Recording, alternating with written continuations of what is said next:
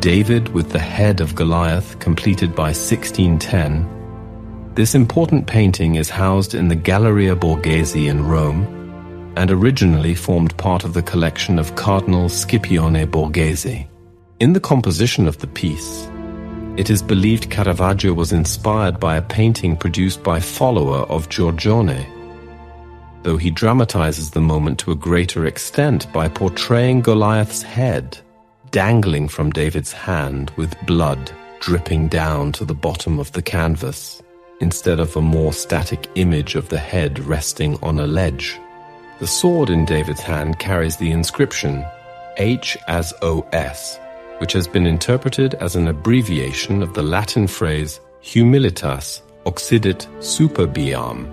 Humility kills pride.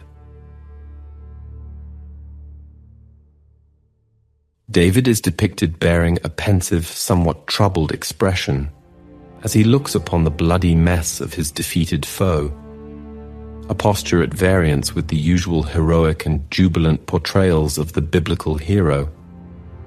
An unusual bond is formed between the gloomy victor and his victim, as David contemplates the act he has committed.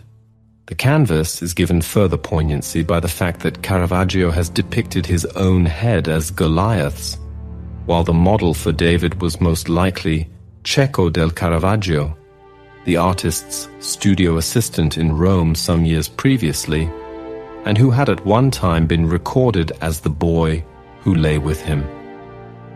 Nevertheless, no independent portraits of Cecco are known, making the identification impossible to verify, though some art historians argue that sexual intimacy between Caravaggio and Cecco was likely.